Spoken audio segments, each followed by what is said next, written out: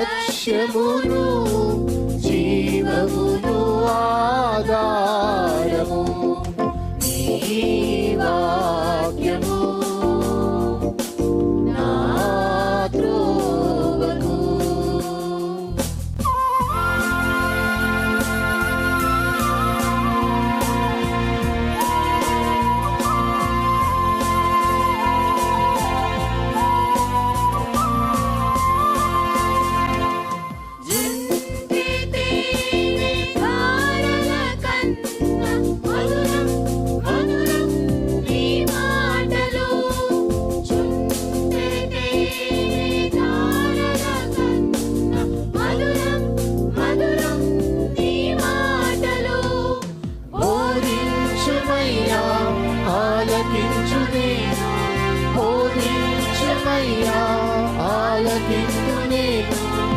అనుసరింతునయ్యా ఆత్మశక్తితో, అనుసరింతునయ్యా.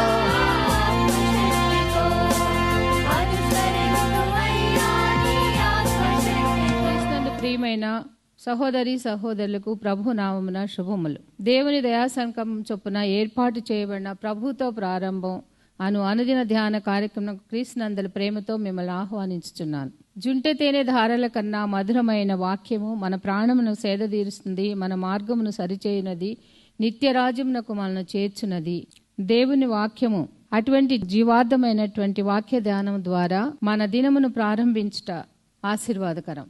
ప్రభుతో ప్రారంభం, తద్వారా ప్రతిక్షణము ఆయన మనతో, మన వెంట కాపరిగా, పోషకుడిగా ఉండాలని కోరుకుంటూ ప్రార్థనతో ప్రారంభిద్దాం. ఆయన ఆశీస్సులు ఆశీర్వాదములు సదా మనకు తోడైండునుగాక.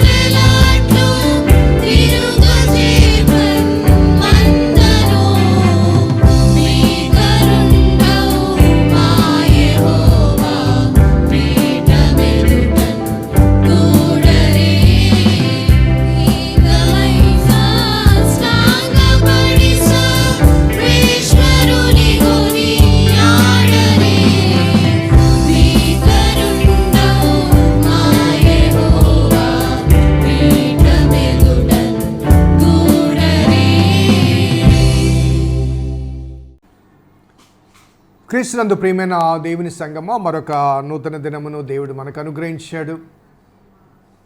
ఈ 22వ కీర్తన చాలా ప్రాముఖ్యమైన కీర్తన, అందరికీ తెలిసిన కీర్తన. ఈ కీర్తనలోని కొన్ని అంశాలు మనం ధ్యానం చేస్తుండగా, మరి దేవుడు మనతో మాట్లాడుతుండగా, రండి అందరం కలిసి ప్రభువుతో ప్రారంభిద్దాం. మన అనుదిన ధ్యానం ఆత్మకు క్షేమం కలిగింపచేస్తుంది కనుక మరొక నూతన దినం ప్రభుతో ప్రారంభించుటకు ప్రేమతో మిమ్మల్ని స్వాగతిస్తున్నాను. వారం వెంబడి వారం, దినము వెంబడి దినము దేవుని వాక్యాన్ని ధ్యానం చేసినప్పుడు ఆ వాక్యంలోని లోతైన సత్యాలు మన వ్యక్తిగత ఆధ్యాత్మిక జీవితానికి సరిపోల్చుకుంటూ సవరించబడుతూ ముందుకు సాగాలి. ఒక మాటలో చెప్పాలంటే సమాధి చేరేంత వరకు కూడా మనము సవరించబడుతూ ఉంటాం. No perfect being on this earth. నీతిమంతుడు ఒక్కడు లేడు. కాబట్టి నీతిమంతునిగా ఆయన రాజ్యంలో చేరేంత వరకు మనము ఆ పర్ఫెక్షన్లోకి రావాలంటే సమాధి చేరేంత వరకు సవరించబడుతూ ఉంటాం. రండి ప్రభుతో ప్రారంభం, అనుదిన ధ్యానం, ఆత్మకు క్షేమం. ప్రార్థించిద్దాం. కృపగల దేవా, దైవతండ్రి, మీ పాదములకు స్తోత్రము చెల్లిస్తున్నాం నాయన. నీ ఉచితమైన దయా సంకల్పాన్ని బట్టి మమ్మల్ని ప్రేమించి ప్రోత్సహిస్తూ అనుగ్రహిస్తున్న అనుదిన ధ్యానాంశములు బట్టి ప్రభాస్తుతులు చెల్లిస్తూ, నీ లేఖనాల్లోంచి ప్రభా కొన్ని అంశాలు మేము నేర్చుకుంటుండగా బోధకుడు నీవు గనక బోధించమని విజ్ఞాపన చేస్తూ మా రక్షకుడైన యేసు నామమున అడిగి వేడుకుంటున్నాం తండ్రి, ఆమెన్. స్నేహితులారా, 22వ కీర్తనలోని 2వ వచనాన్ని మరలా జ్ఞాపకం చేసుకుందాం. నా దేవా, పగలు నేను మొరపెడుచున్నాను, రాత్రివేళ నేను మౌనంగా ఉండటలేదు, అయినను నీవు నాకు ఉత్తరమీయకున్నావు. నిన్నటి దినము ఈ వాక్య భాగాన్ని ముగించాలి అనుకున్నాను, కానీ సమయము సరిపోలేదు. కాబట్టి ఈ వాక్య భాగాన్ని మరలా తీసుకోవడం జరిగింది. So day and night I'm praying and I'm weeping, but you are not answering. It is not just a complaint, అనగా ఒక ఆరోపణ మాత్రమే కాదు, ఒక ఆవేదన కూడా కనబడుతుంది. సో ఆ ఆవేదన వెనుక ఈ భక్తుడు తన రీజన్ తెలుసుకోవడానికి ప్రయత్నం చేస్తున్నాడు. అందుకే ఈ ప్రశ్న అక్కడ ఉదయించింది. To find out the reason behind his suffering. వాస్తవంగా అయితే there need not be any reason or any season. ఎందుకంటే దేవుని చేత ఎన్నిక చేయబడి దేవుని మార్గంలో ప్రయాణం చేసే ప్రతి వ్యక్తి జీవితం కూడా ఇరుకు మార్గమే. ఆ ఇరుకు మార్గంలో ప్రయాణం చేస్తున్నప్పుడు అది రాళ్ళ బాట కావచ్చు, ముళ్ళ బాట కావచ్చు, కానీ పూల బాట కాదు. సో శ్రమ నన్ను వెంబడించగోని ఎడల ప్రతిదినము అంటాడు కదండి. తను తాను ఉపేక్షించుకొని తన సిలువను ఎత్తుకొని వెంబడించాలి. సో రీజన్ తెలిస్తే కొంత ఊరట కలుగుతుంది అన్నది నేను మనం జ్ఞాపకం చేసుకున్నాం. So to find out certain reasons అంటే పాసిబుల్ రీజన్స్, అవకాశాలు ఒకసారి మనకు జ్ఞాపకం చేసుకున్నాం. ఒక తల్లి ఒక బిడ్డకు జన్మనివ్వాలంటే నవమాసాలు ఆ తల్లి ఎంత శ్రమను అనుభవిస్తుందో ఒక్కసారి మనం ఆలోచిద్దాం. మన వ్యక్తిగత డే టు డే లైఫ్లో. సో మాసములు గడిచే కొద్దీ బిడ్డ బరువు పెరుగుతుంది. ఆ బరువును భరిస్తూ ప్రతి చోటుగా ఆమె నడుస్తుంది. She will be carrying the babe. ఆ బిడ్డ యొక్క లోపల కదలికలు కానీ, లేకపోతే ఆ బిడ్డకు కావాల్సిన వాటి విషయంలో కొంత తను తాను క్రమపరుచుకోవడం విషయంలో కానీ, కొన్ని అలవాట్లు మానుకోవాలి, కొన్ని ఆహార నియమాలు మానుకోవాలి, కొన్ని అవసరమైన మెడిసిన్స్ తీసుకోవాలి. వీటన్నిటి నేపథ్యంలో చివరికి ఆ బిడ్డకు జన్మనిచ్చే సమయంలో చాలామంది చెప్తున్న మాట ఏంటంటే, ఆ తల్లి ఒక బిడ్డకు జన్మనివ్వటానికి మరణపు అంచుల వరకు వెళ్తుంది అని. మరణపు అంచుల వరకు వెళ్తుంది. సో అంతటి శ్రమను, అంతటి బాధను, అంతటి వేదనను, అంతటి రక్తాన్ని చిందించి ఒక బిడ్డకు జన్మనిస్తుంది ఆ తల్లి. అటువంటి అనుభవాల మధ్య మరి ఆ శ్రమ ఎందుకు ప్రభువా, ఇంతటి కష్టం అవసరమా? ఒకసారి ఆ తల్లి ఆ ప్రశ్న వేసినట్లుగా భావిస్తే ఆ ప్రశ్న హాస్యాస్పదంగా ఉంటుంది కదా. ఏ తల్లి ప్రశ్నించదు. కారణం ఏంటంటే ఆ తల్లికి తెలుసు she is going to give birth to a babe. తన బిడ్డకు జన్మనివ్వబోతున్నానన్న ఆ విషయం తనకు తెలుసు కాబట్టి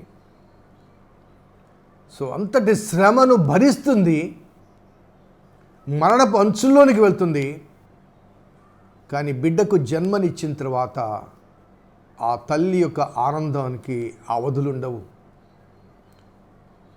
నాకు ఇంత శ్రమ పెట్టావు కదా అంటూ ఆ బిడ్డను ఆ తల్లి ప్రశ్నించదు, శిక్షించదు. కానీ హత్తుకొని ఆనందిస్తుంది, ఆ బిడ్డకు పాలిస్తుంది. So it is the results which gives us joy. So దావీదు ఈ ప్రశ్న వేసినప్పుడు మరి దావీదు సమస్య ఏంటో, ఆ సమస్యలో మరి ఏ సమస్యలో దేవుడు జవాబు ఇవ్వలేదని భావించాడు. ఆ కాంటెక్స్ట్ ఏదైనప్పటికీ నిన్నటి దినం అనగా మొన్నటి దినము శనివారం నాడు ధ్యానం చేస్తూ జీసస్ కాంటెక్స్ట్లో మరి దేవుడు అతనికి అనగా యేసయ్య శిలువ మీద ఉండగా దేవుడు దూరంగా ఉన్నాడని, ఆ సమయానికి దేవుడు అతనికి అందుబాటులో లేడని, నా దేవా నా చేయి ఎందుకు విడిచిదవని యేసయ్య మరి ఈ కీర్తన రిసైట్ చేశాడని భావించాం కదా. సో ఆ కాంటెక్స్లో మనం ఆలోచిస్తే యేసు ప్రభువారు ఆ శ్రమను స్వాగతించింది, ఆ కష్టాన్ని స్వాగతించింది. సో ఆ శ్రమ అనుభవంలో దేవుడు తనకు జవాబు ఇవ్వలేదు, ఆ జవాబు అందించలేదన్న భావన ఆ నేపథ్యంలో. సో ఆ శ్రమను ఎందుకు భరించాడంటే అతను అక్కడ శిలువ మీద ప్రసవ వేదన పడుతున్నాడు. తల్లి ఒక బిడ్డకి ఇవ్వడానికి ప్రసవ వేదన మాత్రమే పడుతుంది. కానీ ఇక్కడ ప్రసవ వేదన మాత్రమే కాదు, యేసయ్య తన ప్రాణాన్ని కూడా త్యాగం చేశాడు. ఎందుకంటే అతడు నీకు నాకు నూతన జన్మ అనుభవాన్ని ఇవ్వటానికి, to give us a new birth. శిలువలో మనల్ని కన్నాడండి, ఆ రక్తాన్ని ధారపోసి నన్ను కన్నాడు ఆయన. ఒకడు క్రొత్తగా జన్మిస్తేనే కానీ దేవుని రాజ్యంలో ప్రవేశించలేడని చెప్పిన ఆ నికోదేముతో చెప్పిన మాటలు జ్ఞాపకం చేసుకుంటూ ఆ కొత్త జన్మ అనుభవాన్ని మనకు ఇవ్వటానికి అతను స్వయంగా శిలువలో ప్రాణత్యాగం చేశాడు. సో మనకు నూతన ప్రారంభాన్ని అనుగ్రహించడానికి కారణం ఏంటంటే ఆ శిలువ శ్రమ మరణ పునరుద్ధానాల తర్వాత మనకు కలిగిన ఆ పునరుద్ధాన అనుభవాన్ని ఒకసారి జ్ఞాపకం చేసుకుంటే, ఆ శ్రమ తాను భరించకపోతే, ఆ శిలువ శ్రమను దేవుని కుమారుడు వరించకపోతే ఆదాము ద్వారా జన్మించబడిన ప్రతి ప్రాణి కూడా మరణమనే ఆ ముగింపులో జీవితాన్ని ముగియవలసి వస్తుంది. సో ఆదాము నుంచి జన్మించిన ప్రతి ప్రాణి కూడా అతడు మరణించాల్సిందే. ఏ భేదము లేదు, అందరూ పాపము చేసి దేవుడు అనుగ్రహించిన మహిమను పొందలేకపోతున్నాడు. అనగా ఆ మహిమరాజ్య ప్రవేశానికి మరి అనర్హత కలిగిన మానవ జాతికి కృపాసత్య సంపూర్ణుడుగా ఈ లోకంలో జన్మించిన దేవుని కుమారుడు తన కృపను మనకు అనుగ్రహించి, ఆ కృపను బట్టి మనము చూపించే ఆ విశ్వాసాన్ని బట్టి ఆ మహిమను అనగా పొందలేకపోయిన ఆ మహిమను మనకు అనుగ్రహించి ఆ దేవుని మహిమరాజ్యంలో ప్రవేశించడానికి. సో దాని కొరకు మనకు బదులుగా తాను శ్రమను స్వాగతించి మనకు నూతన జన్మ అనుభవాన్ని అనుగ్రహించడానికి ఆయన ఆ శ్రమను పొందాడు. మనం పొందే అనుదిన శ్రమలు, బాధలు, వేదనలు ఒకసారి ఆయన శ్రమలతో పోల్చుకుంటే ఆ శ్రమలు ఆయనకు సంబంధించినవి కాదు, మన నిమిత్తం పొందినవి. ఒకసారి ఆలోచిద్దాం. ఒకవేళ నాకు ఆర్థిక భారం ఉంటే ఆర్థికంగా చాలా ఇబ్బందులు ఉంటే నా భారాన్ని తొలగించడానికి నాకెవరో సహాయం చేయడానికి ఎవరైనా ముందుకు రావచ్చు. మరి స్నేహితులు కానీ, సన్నిహితులు కానీ, రక్త సంబంధికులు కానీ, అనగా నా ఆర్థిక భారాన్ని మరొకరు పంచుకోగలరు. అలాగే మరి నేను మోస్తున్న బరువును కొన్నిసార్లు మనం బజార్ నుంచి వస్తువులు మోసుకుని వస్తే తెలిసిన వారు ఎదురుగా వస్తారు, లేకపోతే తెలిసిన వారు పరిగెత్తుకుంటే సార్ ఏం సార్ మీరు మోసుకుంటున్నారని చెప్పి మన చేతుల నుంచి బరువు తీసుకుంటారు. సో మనం బరువు మోస్తూ ఉంటే ఆ బరువు మందైనప్పటికీ కూడా ఇతరులు ఆ బరువును మోసి మనకు సహాయం చేయవచ్చు. అనగా ఆర్థికంగా ఇతరులు మనకు సహాయం చేయగలరు, అలాగే బరువును కూడా ఇతరులు మనకు సహాయం చేయగలరు. But Jesus on the cross ఆర్థిక సమస్య కాదు, లేకపోతే బరువు కాదు, పెయిన్. 2 Corinthians 5th chapter 21లో చెప్పాను కదా, ఆయన మన కోసము దేవునితో సమాధానపరచడం మన కోసం పాపముగా చేశాడు. ఆ పాపం వల్ల వచ్చే జీతం మరణం, the pain of death. So బరువును మరొకరు మోయగలరేమో కానీ, ఆర్థిక స్థితిగతుల మధ్య మరొకరు సహాయం చేయగలరేమో కానీ బాధను ఎవరు పంచుకోరండి. నా బాధ, నా కడుపులో నొప్పి వస్తే ఆ బాధ నేనే భరించాలి, మరొకరు భరించలేదు. నా గుండె నొప్పి వస్తే నేనే భరించాలి. నా శరీరంలో ఏ భాగంలో ఏ పెయిన్ వచ్చినప్పుడు కూడా ఆ pain it is my own feeling, it is my own experience. No one can take my pain.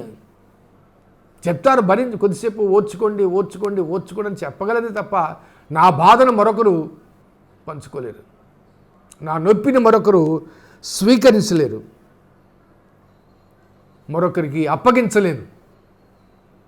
Unless until I am cured, నేను స్వస్థపరచబడితే తప్ప ఆ పెయిన్ నా నుంచి